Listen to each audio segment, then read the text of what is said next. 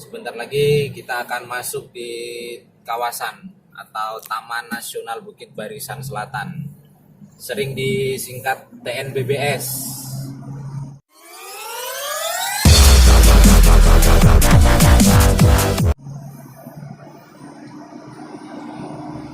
Ini masih di Kecamatan Semaka, Kabupaten Tanggamus, Provinsi Lampung.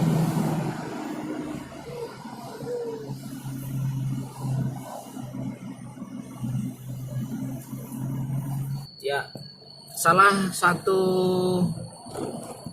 nilai tambahnya atau keuntungannya lewat jalur lintas barat ini, kalau pas lagi musim durian, nah contoh itu di Gubuk itu, nah ketika pas musim durian banyak sekali warga masyarakat yang memiliki pohon durian di kebun, dan matang-matang duriannya itu langsung dipajang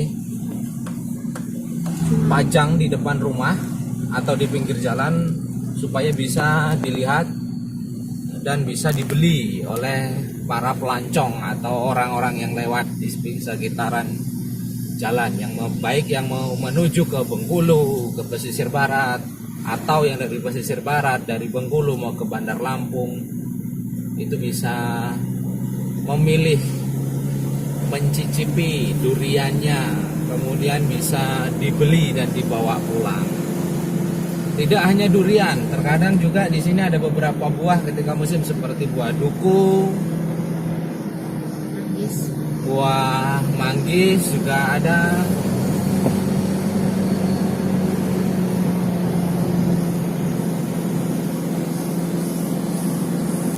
Ya, di depan itu terlihat ada gapura atau ada tugu. Itu adalah tugu berbatasan antara dua kabupaten. Yang pertama, tugu yang di bawah itu miliknya Kabupaten Tanggamus. Kemudian yang di atas yang ada gambar patung ikan, ya, patung ikan patung ikan tuhu, itu adalah ucapan selamat datang di Kabupaten Pesisir Barat. Nah, kita sudah masuk di batas administrasi kota Kabupaten Pesisir Barat. Di sini adalah jalur di mana sudah masuk dalam kawasan Taman Nasional Bukit Barisan Selatan. Untuk sampai di batas Taman Nasional dibutuhkan waktu kurang lebih sekitar 30 sampai 40 menit tergantung kecepatan dan jarak tempuh yang akan dilalui kurang lebih sekitar 30 km. Bisa lebih dari 30 km. Kanan kiri masih banyak tumbuhan liar.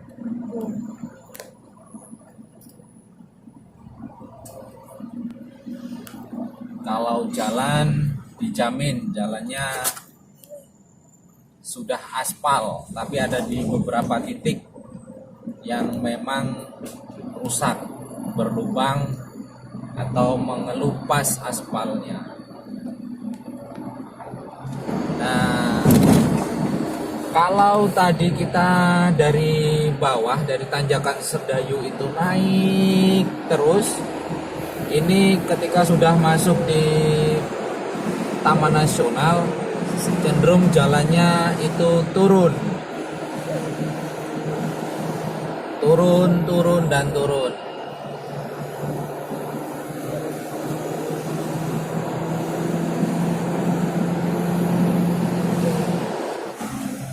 Satu yang harus terus diwaspadai adalah hati-hati di jalan, karena biasanya apalagi ketika musim penghujan banyak sekali pohon yang tumbang atau ranting-ranting yang bergelantungan yang sehingga bisa mengganggu aktivitas perjalanan. Nah, contoh di depan ada bekas pohon yang tumbang, tapi itu sudah dibersihkan. Banyak juga ranting-ranting juga yang menjalar sampai ke badan jalan. Nah, selama melintasi Taman Nasional ini tidak akan kita jumpai pedagang makanan.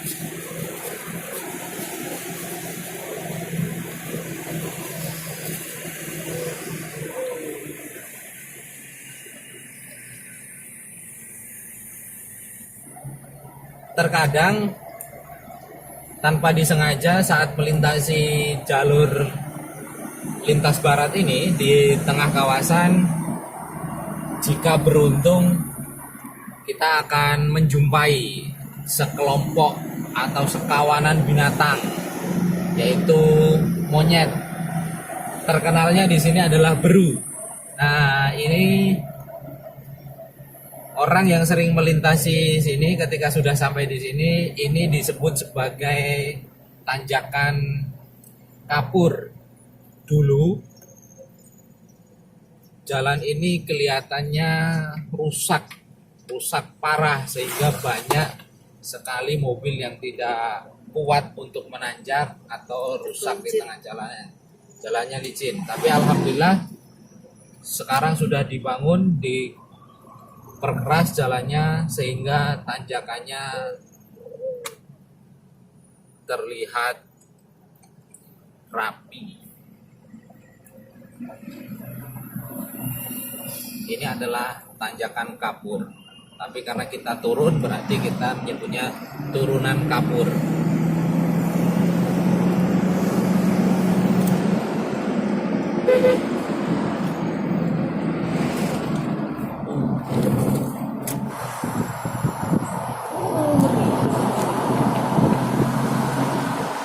Di Taman Nasional ini, di tengah perjalanan memang terus harus selalu ekstra hati-hati, karena kita tidak tahu, terkadang dari arah berlawanan muncul mobil seperti ini, atau ada ranting yang menghantam bodi mobil. Kita harus selalu ekstra hati-hati.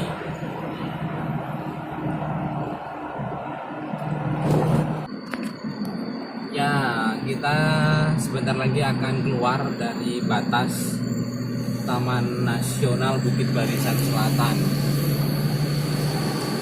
Ada satu lokasi lagi yang dianggap ekstrim atau dianggap mistis bagi para pelancong atau para driver di dekat perbatasan Taman Nasional. Ini adalah tugunya, tugu perbatasan. Nah, di bawah tugu ini ada tanjakan. Nah, karena kita turun, maka ini turunan. Jadi kalau sering orang menyebut ini adalah tanjakan. Nah, di bawah itu ada namanya tanjakan mayit. Mayit itu dalam bahasa Jawa, kalau diartikan ke dalam bahasa Indonesia, mayit itu adalah mayat. Ceritanya panjang, cukup panjang, atau banyak versi kenapa tanjakan di bawah ini disebut tanjakan mayit. Ini di sebelah kiri beberapa waktu yang lalu ada truk puso membawa alat-alat berat jatuh. Di sini harus hati-hati. Ya. Ini adalah kelokan tanjakan.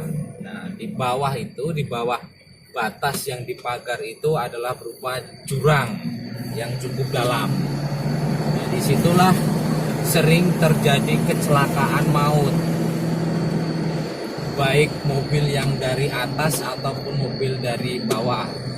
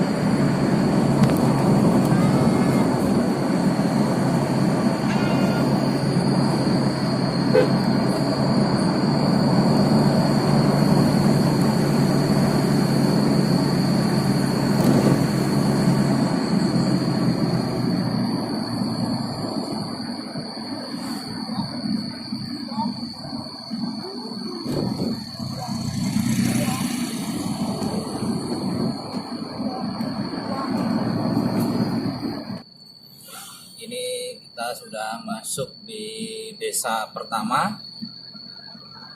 Desa yang akan kita lewati adalah Desa Pemerihan. Di samping kiri nanti bisa kita lihat ada taman wisata baru. Taman wisata baru yang dikelola oleh pemuda Karang Taruna Desa Pemerihan, yaitu sebuah taman. Nah, ini bisa disaksikan para pemuda Desa Pemerihan. Nanti kapan-kapan saya akan bikin video di Taman Pemerihan tersebut.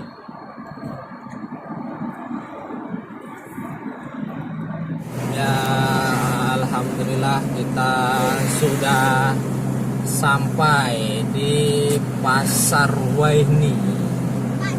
Kita akan belok kiri menuju Sumberjo. Kalau lurus akan menuju terus ke Krui atau ke Bengkulu, tapi kita belok kiri karena rumah kami ada di Sumberjo. Nah, ini pasar Waihni cukup terkenal karena pasarnya hanya dibuka seminggu sekali, yaitu hari Senin sore, malam Selasa, dan juga Selasa dari pagi sampai siang. Ya, ini Tugu selamat datang di Pekon yang tidak kelihatan tulisannya, Pekon Sumberjo, tapi telah dirubah menjadi Pekon Kuta Marga.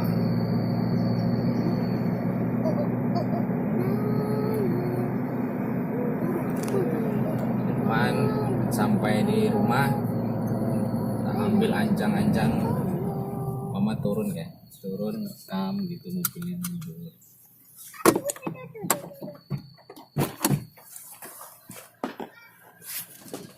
Alhamdulillah, setelah melakukan perjalanan kurang lebih 4 jam dari Prengsewu, kita sampai di rumah di Desa Sumberjo, Kecamatan Bangkunat, Kabupaten Pesisir Barat. Sampai ketemu lagi dalam vlog saya berikutnya. Ciao, dadah.